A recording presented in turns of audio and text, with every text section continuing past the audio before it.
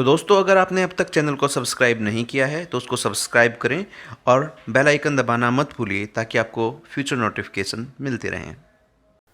Hello दोस्तों, आप देख रहे हैं साइंस डेली और 10th क्लास की फर्स्ट सीरीज़ में हम चल रहे हैं। लास्ट वीडियो अपना है, बाकी सारे चैप्टर्स केमिस्ट्री के अपलोड हो चुके हैं, एसिड बेसिस एंड सोल्ट्स। तो उसमें पीएच की बात कर लेते हैं। अब पीएच क्या है? ये एक जर्मन वर्ड होता है पोटेंज, जिसका मतलब है पावर। तो पीएच की एब्रीवेशन है पावर ऑफ हाइड्रोजन। मीन्स जो हाइड्रोजन आयन है उनकी कॉन्सेंट्रेशन, उनकी मात्रा का पता लगाते हैं हम किसी भी सॉल्यूशन में। सीधी अगर शब्दों में हम बात करना चाहें, सीधे शब्दों में, तो वो ये है कि हम किसी भी सॉल्यूशन के बारे में ये बताते हैं कि ये एसिडिक है या बेसिक है या न्यूट्रल है। इसके लिए एक पीएच स्केल दी हुई है। किसने दी? साइंटिस्ट का नाम था सोरेनसन। इन्होंने एक स्केल बनाई, पीएच स्केल, जिससे रीडिंग से हम पता लगाएंगे कि कोई सब्सटेंस एसिडिक है, न्यूट्रल है या बेसिक है। तो उस स्केल पर क्या है, 0 से लेकर 14 तक रीडिंग आएगी उस सब्सटेंस की। जब हम उसको चेक करेंगे, 7 के ऊपर क्या है, न्यूट्रल। तो 0 मीन्स क्या है, हाईली एसिडिक, ये बहुत ज़्यादा एसिडिक है। ये क्या है, हाईली बेसिक, यहाँ बेसिक है मीन्स। और 7 के ऊपर क्या है, न्यूट्रल है। तो 7 से 14 की तरफ जब आप जा रहे हो, यानी कि रीडिंग जब बढ़ रही है, तो समझो कि उसका बेसिक नेचर, एल्कलाइन नेचर बढ़ रहा है। यहाँ गौर फरमाइएगा, 7 से 0 इस तरफ आप आएंगे तो एसिडिक नेचर बढ़ेगा। 7 के ऊपर क्या है, न्यूट्रल।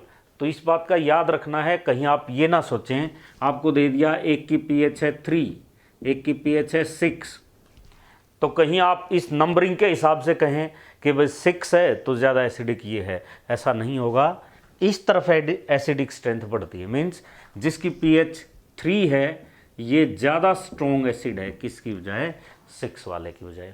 7 पर, यानी कि 0 से 7 की तरफ आप जा रहे हो तो आप न्यूट्रल की तरफ बढ़ रहे हो, और 7 से आगे जब आप जा रहे हो तो न्यूट्रल से बेसिक की तरफ आप बढ़ रहे हो। पीएच का कहाँ यूज़ होता है डेली लाइफ में? सबसे पहला है अपना डाइजेस्टिव सिस्टम। तो अपना डाइजेस्टिव सिस्टम हम पढ़ते आ रहे हैं, बायो में आपने पढ़ा होगा कि डाइल्यूट HCl, हाइड्रोक्लोरिक एसिड, अपने स्टमक में प्रोड्यूस होता है। एसिडिक यानी कि एसिड प्रोड्यूस होता है जो गैस्ट्रिक जूस फिर बनाएगा और डाइजेशन करवाएगा। ये डिटेल आपने बायो के फर्स्ट चैप्टर में पढ़ी होंगी। तो उसमें पीएच का रोल है कि एक पीएच लगातार बनी रहनी चाहिए। जैसे अपना ब्लड है तो ब्लड की भी एक पीएच है, 7.3 से लेकर 7.4 तक अपने ह्यूमन ब्लड की पीएच होती है। तो डाइजेस्टिव सिस्टम में भी पीएच जरूरी है, लेकिन इसका ये मतलब नहीं है कि वहाँ पर एसिडिक माहौल कुछ ज़्यादा हो जाए। अगर एक्सेस में एसिड होगा तो उसको हम बोलते हैं एसिडिटी, जिससे फिर पेन या इरिटेशन होती है एसिडिटी से। इलाज इसका ये है कि अगर एसिडिटी है, मीन्स जो खट्टी डकार, जलन, ये जो बातें हैं, तो एसिडिटी है मीन्स एक्सेस एसिड बन गया है अपनी बॉडी में, तो उसका इलाज फिर होता है एंटासिड्स। एंटासिड्स क्या होते हैं? The substances which reduces acidity. जैसे बाजार से आप देखा हुआ आता है, जैसे इनो वगैरह जो आप लेते हैं तो वो एंटासिड ही होते हैं, लेकिन वो तो उनका नाम है कंपनी के। एंटासिड्स जो है, जैसे एक फेमस होता है मिल्क ऑफ मैग्नीशिया, यानी कि मैग्नीशियम हाइड्रोक्साइड से जो बनाते हैं, या फिर एल्यूमिनियम का हाइड्रोक्साइड AlOH होल थ्राइस, ये भी क्या है, एक एंटासिड है। या सोडियम बाइकार्बोनेट, वो भी एंटासिड है। मतलब ये है कि जो डाइजेस्टिव सिस्टम है उसमें पीएच की इंपॉर्टेंस है। ये मैं आपको बार बार बता रहा हूँ। जहाँ भी आपको बहुत ज़्यादा डिटेल देखनी हो तो ये पहले से अपलोडेड हैं, उस पूरे चैप्टर के कई वीडियो आप बहुत ज़्यादा डिटेल से वहाँ देख सकते हो। दूसरा है टूथ डिके। इसमें भी पीएच का बहुत रोल है। अपना जो टूथ है इसके ऊपर जो वाइट सब्सटेंस है जो बहुत हार्ड है, ये कैल्शियम फॉस्फेट का बना हुआ है। तो अब क्या है, जो इनामल, ये हार्डेस्ट पार्ट है अपनी बॉडी का, जो वाइट पार्ट है अपने टूथ के ऊपर जो वाइट लेयरिंग, वो इनामल, ये हार्डेस्ट सब्सटेंस है। इसकी पीएच 5.5 से अगर नीचे आ जाए तो फिर ये कोरोड होना शुरू हो जाएगा, मीन्स ये कोरोड हो जाएगा, ख़त्म हो जाएगा, डैमेज हो जाएगा। इसलिए एसिडिक जो सब्सटेंसेस हैं उनका कम यूज़ करना चाहिए। जैसे कि बहुत ज़्यादा, देखो पानी से इसके ऊपर कोई फ़र्क नहीं पड़ेगा, ये न्यूट्रल रहेगा, इनामिल कोई फ़र्क नहीं पड़ेगा। लेकिन आप बहुत ज़्यादा स्वीट थिंग्स खाते हो, आप शुगर वगैरह है, और उसके बाद माउथ को क्लीन नहीं करते हो, तो क्या होगा, वो डिकम्पोज किया जाएगा बैक्टीरिया के द्वारा, जिससे एसिड प्रोड्यूस होगा। तो एसिड प्रोड्यूस होगा तो पीएच नीचे आ जाएगी, अपने माउथ की नीचे आएगी, तो जो इनामिल है, जो टूथ का पार्ट है, वो कोरोड होगा, ख़त्म होगा। तो ज़रूरी है कि माउथ को क्लीन किया जाए। जितनी भी आपकी पेस्ट्स होती हैं, टूथ पेस्ट, इनमें क्या होता है, एल्कलाइन नेचर होता है जो इस एसिडिटी को कैंसिल करता है, तो उसमें पीएच का रोल है। अब अगर हम स्टिंग की बात करें, जो इंसेक्ट्स वगैरह जो काट लेते हैं, तो उसमें पीएच का रोल है। जैसे अगर बात हो रही है बीज की, मधुमक्खी या फिर एंड्स हैं, तो इनमें क्या होता है, इनका जो डंक है, जो स्टिंग है, उसके अंदर एसिड होता है। कौन सा एसिड है, जैसे मीथेनोइक एसिड होता है। तो क्या होगा, जैसे ही वो डंक मारेंगी मधुमक्खी यानी कि बीज या एंड्स, तो बहुत ज़्यादा एसिड एकदम होगा, जिसकी वजह से बहुत ज़्यादा पेन और इरिटेशन होती है, सूजन आ जाती है, स्वेलिंग भी आ जाती है। तो उसका इलाज फिर ये है, ये भी पीएच का ही रोल चल रहा है। पीएच को बैलेंस करने के लिए हम क्या करते हैं, जैसे जो भी अफेक्टेड एरिया है वहाँ पर आप सोप सॉल्यूशन को अप्लाई करें, क्योंकि सोप क्या है, बेसिक है, अल्केलाइन है, तो वो एसिडिक को, जो भी एसिडिक नेचर है उसको कैंसिल करेगा और रिलीफ मिलेगा। इसी तरह जो वास्प्स होते हैं, वास्प, ततैया जिसको हिंदी में बोलते हैं, ये जो है, इनका जो स्टिंग है, जो डंक है, वो अल्केलाइन होता है। उनका एसिडिक था, इनका क्या है, अल्केलाइन है। तो यहाँ पर फिर बाइकार्बोनेट वगैरह और वो अप्लाई किए जाएंगे, यानी कि पीएच को बैलेंस किया जाएगा।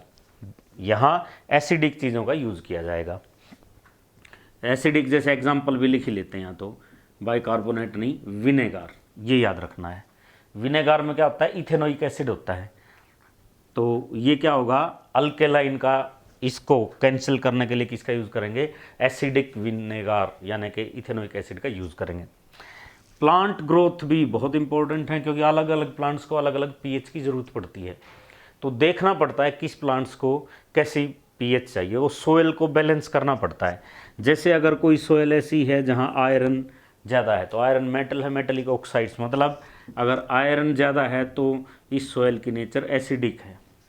एसिडिक है तो इसके अंदर जो आप फर्टिलाइज़र यूज़ करेंगे वो बेसिक नेचर के होने चाहिए, जो इस पहले क्या करें, इस पीएच को बैलेंस करें।